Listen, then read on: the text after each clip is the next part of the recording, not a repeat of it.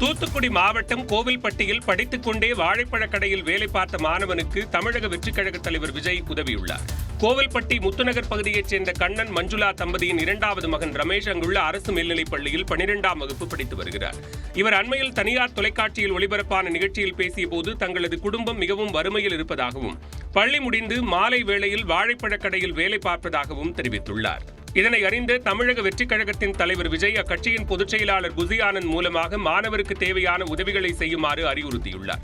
Daily ஒரு பள்ளிக்கூடத்துக்கு போகிறதுக்கு ஒரு 50 ரூபா தேவைப்படுது இல்லை, அன்னன்னைக்கு அது கொடுக்கறதுக்கு நமக்கு கொஞ்சம் சங்கடமான எங்கள் வீட்டில் சூழ்நிலை பார்த்துக்கோங்க. அதனால தான் அவன் அந்த டெய்லி அவங்க சம்பளம் 100 ரூபா கொடுப்பாங்க. அந்த 100 ரூபாயை வச்சு அவனாக இது பண்ணிக்கிடுவான், வீட்டுக்கும் கொடுத்துக்கிடுவான். 2 நாளைக்கு வரைக்கும் அவனுக்கு பஸ்ஸுக்கு போகிறதுக்கு வர்றதுக்கு. நிகழ்ச்சியின் மூலமாகவே தான் தனது மகனின் கஷ்டத்தை அறிந்தேன் என்றும் தனது குடும்பத்திற்கு தேவையான உதவிகளை நடிகர் விஜய் செய்வதாக கூறியிருப்பதாகவும் மாணவனின் தாய் மஞ்சுளா தெரிவித்துள்ளார். சரி, என் வீட்டுக்காரருக்கு உடம்பு சரியில்லை பார்த்துக்கோங்க. அவருக்கு எங்கள் வீட்லேயும் கொஞ்சம் கஷ்டம், கடன் பிரச்சனையில் நாங்கள் ரொம்ப கஷ்டப்பட்டுக்கிட்டு இருக்கோம். நான் முதல்ல வேலைக்கு போய்கிட்டு இருந்தேன். எனக்கு இப்போ இந்த உடம்பு சரியில்லாதனால இப்போ நானும் இப்போ 1 வருஷமாக வேலைக்கு போக முடியல பார்த்துக்கோங்க. வீட்டில் கொஞ்சம் கஷ்டம். வீட்டுக்கு தேவையானது அந்த பையங்க கேட்ட நேரத்துக்கு நம்மளால் எதுவும் வாங்கி கொடுக்க முடியலன்னு எங்களுக்கு இது இருக்கும். அவங்க அப்பா செய்வாங்க, இருந்தாலும் அவங்க அப்பா எத்தனையோ பார்ப்பாங்க. வீட்டுக்கு கடன் வட்டி கட்டணும், வீட்டு வாடகை பார்க்கணும், வீட்டு சாப்பாடு கொடுக்கணும். அவர் ஒரு ஆள் வேலை பார்த்து என்ன செய்ய? இந்த பையங்க ஸ்கூலுக்கு போகையில் டெய்லி ஒரு 10-20 ரூபா கேட்கையில் அந்த டயத்துக்கு கூட நம்ம கொடுக்க முடியலையான்னு கொஞ்சம் மனசு கஷ்டமாக இருக்கும். அவன் அதெல்லாம் புரிஞ்சுக்கிடுவான். அவன் நல்லா படிக்கிற பையன். நான் எனக்கு தெரிஞ்ச கடை தான், அங்கே வேலை அவ்வளோ இதாக இருக்காது. தெரிஞ்ச கடை தாங்கிறதுனால நம்ம போயிட்டு அங்கே போகிறோமா அப்படின்னு சொல்லி டெய்லி போனான். அவன் டெய்லி சம்பளம் கொடுப்பாங்க. அது அன்னன்னைக்கு அவன் செலவுக்கும் ஆகிக்கிடும், வீட்டுக்கும் எங்களுக்கும் ஒரு அன்றாட செலவுக்கு ஒரு காய்கறி வாங்குறதுக்கு இதுக்கு உதவியாக இருந்துச்சு. இவ்வளோ நாள் எனக்கு தெரியலை, அவன் எனக்கு சப்போர்ட்டாக இருக்கான். அவங்க அப்பாவுக்கு கொஞ்சம் வீட்டு செலவுக்கு பார்த்துக்கிட்டு அவர் வெளி பிரச்சனையை கொஞ்சம் பார்த்துக்கிடுவார், கடன் பிரச்சனை இதை கொஞ்சம் அவர் பார்த்துக்கிடுவாருன்ட்டு தான் நாங்கள் இத்தனை நாள் இருந்தோம். அவனுக்கு வலி இருக்குதுன்னு சொல்லி எங்ககிட்ட இத்தனை நாள் அவன் சொன்னதே இல்லை. உண்மையிலே எனக்கு அவன் அங்கே நீயா நானாலும் அவன் பேசையில் தான் தெரியும் அவனுக்கு கழுத்து வலி இருக்குது. எங்ககிட்ட சொல்லலை, நாங்கள் வருத்தப்படுவோம் அப்படின்னு. நாங்கள் வேலைக்கு போக வேண்டாம் தம்பி, 12ஆப்பு முக்கியம், படி தம்பி, அட்ஜஸ்ட் பண்ணிக்கிடுவோம் அப்படின்னா டெய்லி ஒரு பள்ளிக்கூடத்துக்கு போகிறதுக்கு ஒரு 50 ரூபா தேவைப்படுது இல்லை, அன்னன்னைக்கு அது கொடுக்கறதுக்கு நமக்கு கொஞ்சம் சங்கடமான எங்கள் வீட்டில் சூழ்நிலை பார்த்துக்கோங்க. அதனால தான் அவன் அந்த டெய்லி அவங்க சம்பளம் 100 ரூபா கொடுப்பாங்க. அந்த 100 ரூபாயை வச்சு அவனாக இது பண்ணிக்கிடுவான், வீட்டுக்கும் கொடுத்துக்கிடுவான். 2 நாளைக்கு வரைக்கும் அவனுக்கு பஸ்ஸுக்கு போகிறதுக்கு வர்றதுக்கு எதுவும் தேவைப்பட்டால் அவன் ஏமா நான் பார்த்துக்கிடுதம்மா அப்படின்னு அவன் அந்த அளவுக்கு வீட்டில் சொல்லிக்கிடுவான் சார். அதனால தான் அவன் போனான். இவ்வளோ வலி இருக்குது.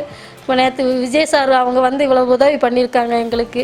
அவங்க இனிமேல் அவனை வேலைக்கு அனுப்பக்கூடாது, படிப்பு தேவையான எந்த சம்மந்தமாக இருந்தாலும் நாங்கள் உதவி பண்ணுறோன்னு சொல்லி பேசிட்டு நேற்று எனக்கு உடம்பு சரியில்லை, எனக்கு எலும்பு தேய்மானம் இருக்குது சார், கீழே படுக்கக்கூடாது, நான் மெத்தையில் தான் படுக்கணும்னு சொல்லி டாக்டர்லாம் சொல்லியிருக்காங்க பார்த்துக்கோங்க.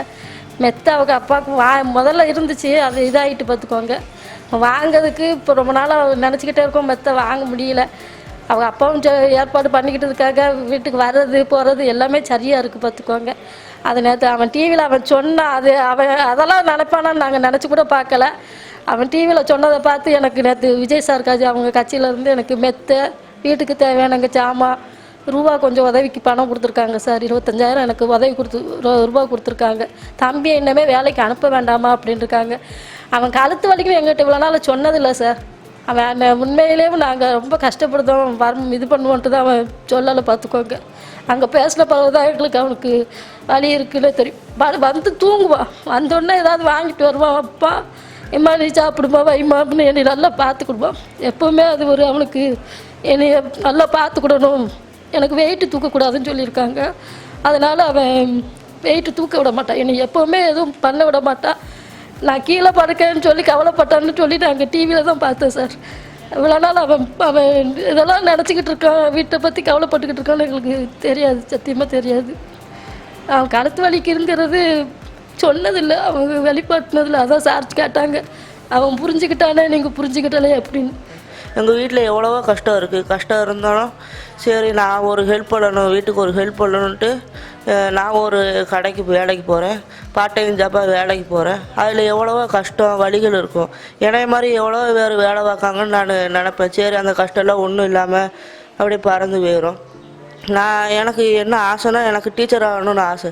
என்னைய மாதிரி எவ்வளோ பேர் கஷ்டப்படுறாங்க, கஷ்டப்பட்டு வேலை பார்த்துக்கிட்டே படிக்க அவங்களுக்கு நான் நல்லா சொல்லிக் கொடுக்கணும், சொல்லிக் கொடுத்து நான் அவங்கள ஒரு நல்ல மார்க் எடுக்க வைக்கணும் அப்படின்னு எனக்கு ஒரு ஆசை.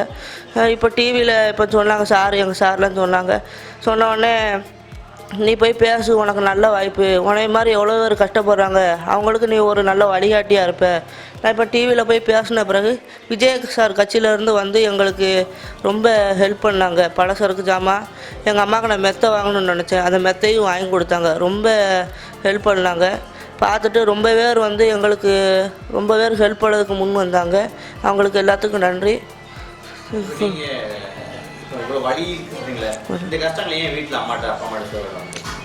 அவங்க சொன்னால் வருத்தப்படுவாங்கன்னு எனக்கு தெரியும், அதான் நான் அப்படியே சொல்லாமல் அப்படியே மறைச்சிட்டேன். வீட்டுக்கு வந்தால் சரி சொன்னால் அவங்க கஷ்டப்படுவாங்க, சரி வேண்டாம் சொல்ல வேண்டாம் அப்படின்னு தோணிடும், அதான் சொல்ல மாட்டேன் சார்.